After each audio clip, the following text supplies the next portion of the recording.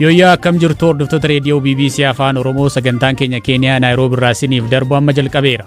Oduuwwan har'aaf qabanne keessa gareen Alshabaab haala kanaan dura hin baramneen maaliif daangaa Itoophiyaa irratti haleellaa gaggeessa?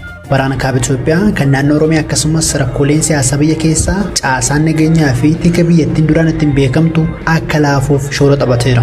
Kunis garichi daangaa akka seenuuf haala mijeessuu fi mala. Aangaan mootummaa obbo Taayyee Danda'aa rakkoo nageenya Oromiyaa keessatti waggoota muraasa darban mul'ataniif murni aanga'ootaa rakkoo kana uumee jira jechuun himatu.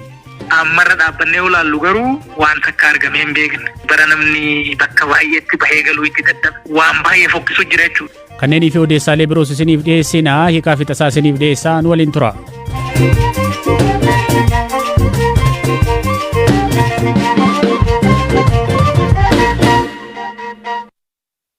Qondaala olaanaa paartii badhaadhinaa fi deetaa ministeera nagaa kan ta'an obbo Taayyee Danda'aa haala bulchiinsa fi nageenya naannoo Oromiyaa keessa jiruuf ammas aanga'oota naannichaa himatan. Yaa'ii caffee irratti waan isaan mudatee fi Oromiyaa keessatti murni qaama mootummaa hanna irratti bobba'ee fi nageenya akka hin jiraanne godhu jiraa jedhu.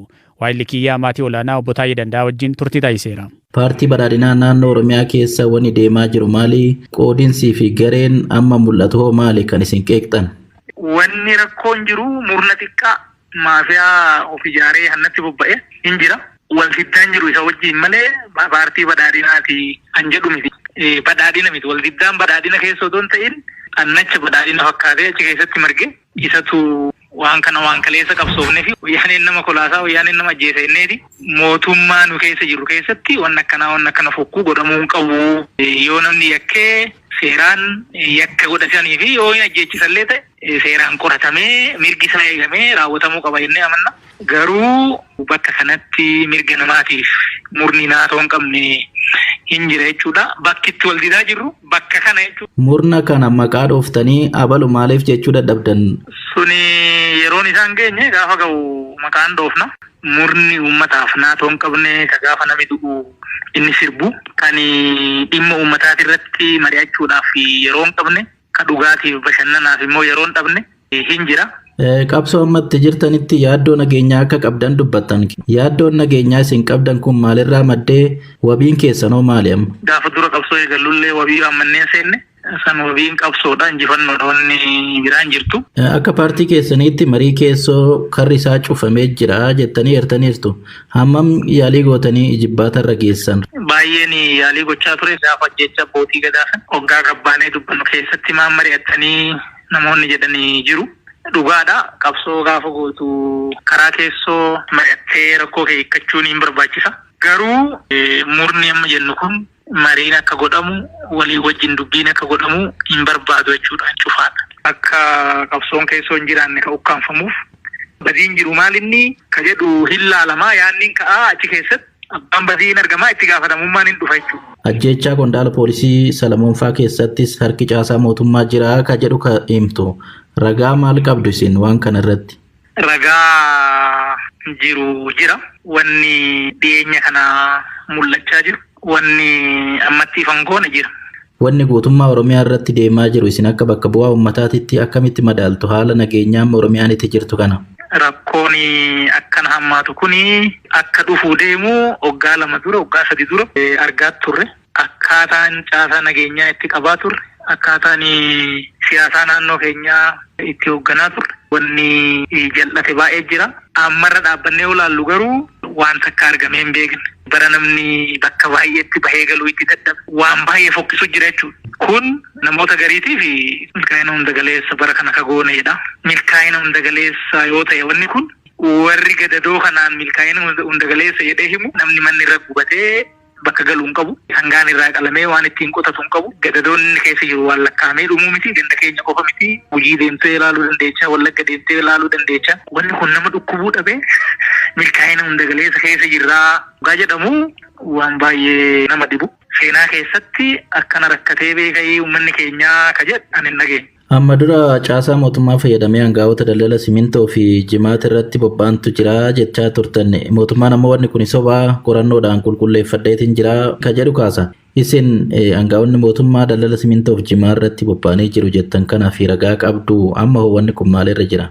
Gaafa sanillee akkaataan itti mari'annee fi akkaataan ibsitti ba'e wal waan hin madaalle ture.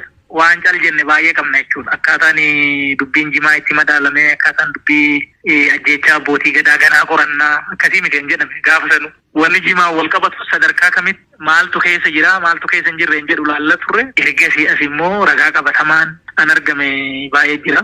Ilaalama jechuudha innis fuulduratti. Komii Obbo Taayyee Danda'a aangawoota naannoo Oromiyaa irratti dhiyeessaniif irra deddeebiin kominikeeshinii naannichaatti bilbilee argachuu hin dandeenye. Aangawoota Oromiyaa irratti komii kan kaasan Obbo Taayyee Danda'a qofa miti. Miseensa paarlaamaa kan ta'an Dr. Angaasaa Ibrahim kanaan dura rakkoo nageenya fi hanna Oromiyaa keessatti mul'atuuf aangawoota naannichaa miidiyaa hawaasummaa isaanii irratti bahanii himatanii turan.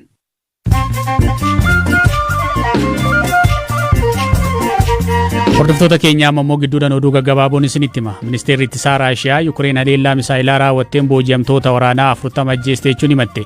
Haleellaan kun kan raawwate bulchiinsa Dooneetsk Raashiyaadhaan qabame keessatti yoo ta'u booji'amtoonni waraanaa ajjeefaman kan Yuukireen jetti Raashiyaan. Yuukireen gama isheetiin haleellicha kan raawwate Raashiyaadhuma jechuun waakkatte.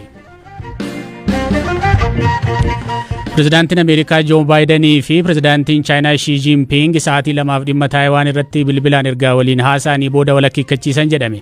Baayidan Chaayinaan kophaatti oddola Taayiwaan dhuunfachuuf tarkaanfii fudhatu kamiyyuu akka cimsanii balaaleffatan himan.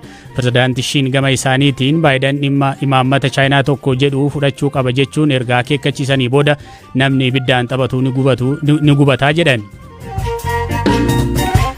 Qondaalonni Iraan roobii darbee dubartoota 3 abbaa warraa isaanii ajjeesaniiru jedhamanii himataman du'aan adabuu dhaabbanni mirga namoomaa Iraan ibse. Akka ibsa dhaabbata kanaatti torbee darbee qofaa Iraan namoota 32 fannisuun ajjeesseetti. Dhaggeeffattoota keenyaa oduu gaggabaaboon ammaaf qabanne kanuma amma oduu bal'inaan qabanne kan biraattan isin dabarsa.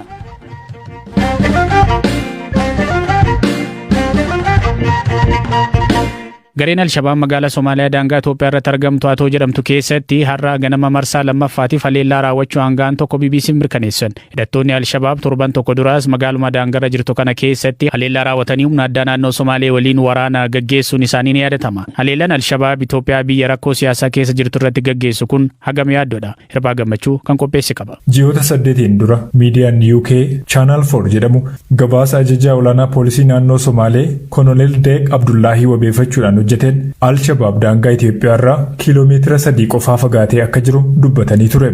Loltoota lakkoofsaan olaanaatu jira. Keessumaa rakkoo siyaasaa amma Itoophiyaa keessa jiru hordofuun humna hedduu filuun leenjisaa jiru jedhan. Ajajaa olaanaan kun gabaasicha irratti yoo dubbatan. Haaluma wal fakkaatuun sakatta'insa akka tasaa naannoo Somaalee aanaa Ilkaree keessa ollaa Hiiloo Maadootti gaggeesseen meeshaalee waraanaa boolla keessa awwaalamee ture argamuu ibsee ture. Akeekkachiisawwan kunneen erga dhaga'amaniin baatiiwwaniin booda Al-Shabaab adoolessa 20 bara 2020 daangaa Itoophiyaa irratti haleellaa kan bane. Humni nageenyaa gamtaa Afrikaa AMISOM Somaaliyaatti Al-Shabaabiin waraanuuf bobba'ee ture ergama isaa xumuruun ba'uu karoora dhumaarra jiraachuunis ni himamam. AMISOM Itoophiyaa dabalatee loltoota biyyoota Afrikaa 5 of keessaa qaba. Humni kunis dhiyeenya waraana Al-Shabaab irratti gaggeessu hir'isuu xiinxalaan siyaasaa gaanfa Afrikaa ammatti biyya Ameerikaa jiraatan obbo Faisal Roobalee ni dubbatu.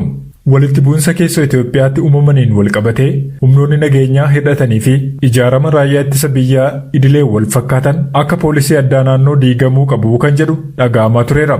Kunis Itoophiyaatti poolisii humna addaa hundeessuu keessatti kan jalqabaa kan ta'e kan naannoo Somaalee irratti dhiibbaa mataasaa qabaachuu malaa jedhu obbo Faisal. Kana malees humni raayyaa ittisa biyyaa naannoo Somaalee daangaa irra ture hir'achuun akka carraa dabalataatti fayyadamuudhaan Al-Shabaab akka gara Itoophiyaa seenuuf dirree mijataa uumeefiiraa jedhu. Xiinxalaan kunin kanaaf gochi Al-Shabaab kun waan ammuma ka'ee uumame miti jedhu. Faisal Roobalee. Al-Shabaab amma Itoophiyaa seenuun isaa kan amma ta'ee amma mul'ate miti. Kanaan dura suutaan seenuudhaan bu'uura isaa tolfatee booda haleellaa gaggeessuu akka jalqaban ni mul'ata. Kunis Al-Shabaab haleellaa gaggeessuudhaaf akka jiru wantoonni akeekan jiraatan illee mootummaan hanga barbaachisu hin qophoofne jedhu Faisal. Pirezidantiin naannoo Somaalee obbo Mustafaa Muhammad garuu komii kana kan hin fudhanne yoo ta'an humni poolisii addaa naannichaa dammaqee daangaa eegaa akka jiruu fi humna biyya balleessuudhaaf dhufe qolachaa jirraa jedhu. Al-Shabaab waggoota arfan darban keessa Itoophiyaa seenuudhaaf guyyaan yaaliin taasisiin hin turre. Ittisaa waan turreef garuu fashaleessineerra. Haa ta'u malee addunyaa kam irrattiyyuu guutummaan guutuutti dagachuun hin jiru jechuu miti. Amma bakkeewwan haleellaan itti raawwataman magaalaawwan Somaaliyaa daangarra jira yoo ta'u kiiloomeetira tokko ol hin seenne. Al-Shabaab bakkaawwan 4 haleellaa bane keessatti karaa 3 rukutamee karaa tokko qofa ture kan seene. Sanas ammoo hordofuudhaan osoo nufiin tarkaanfii irratti fudhatameera. Ani amma kanan dubbachaa jiru magaalaa Ferferirraati. Kun ammoo lafa Itoophiyaa isa dhumaati. Xiinxaltoonni siyaasaa fi dhimma nageenya gaanfa Afrikaa itti dhiyeenyaan hordofan humni waraanaa Alshabaab erga yeroo dhiyootiinas jabaachaa akka dhufe amanu. Erga waggoota muraasanas humni Alshabaab haala siyaasaa Itoophiyaa fi Somaaliyaa keessaa irratti hundaa'uudhaan jabaachaa akka dhufe ni himu.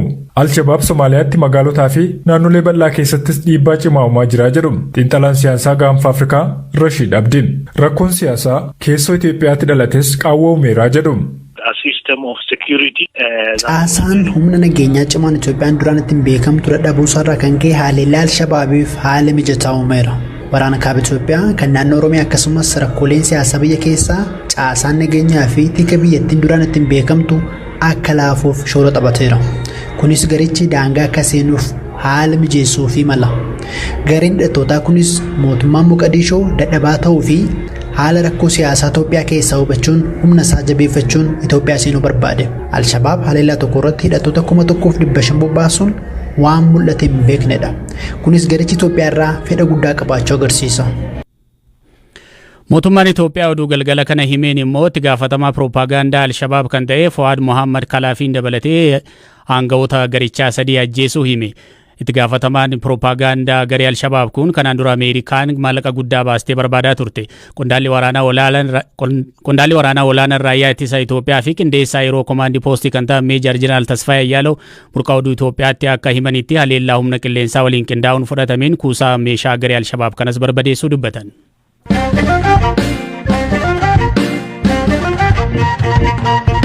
Qabeenya uumamaa Oromiyaan qabdu keessaa tokko haroo Abijjaataati. Haroon kunis simbirroota addaa waqtii garaagaraa ardiiwwan biroorraa gara kanatti imaluun miidhagina addaa kennaniifiin bakka hawwata turistiidha. Waggoota dhiyoo asitti garuu sababoota garaagaraatiin hirrachaa dhufee yaaddoo baduurra gaheera jedhu jiraattonni bakka sana. Obbo Dhaabii Leemoon jijjiirama haroo Abijjaataa kanarratti durarraa kaasee mul'atu argaa jiru. Allaattiin baay'eetu ture. Haga harti kun dheessee gadi fagaateetiin jedhe hin badeera allaattiin. Nu'uu beenu kanaami turizimiin laaluuf dhufu waan allaatti gosa baay'eetitu jira ture. Amma badeetiin tana galeera waan nyaatu dhabee qurxummiin illee bishaan keessaa hin badee haga harti saabatee jedhe. Allaatti amma mul'attu tun xiqqoo mawwiitu hafee.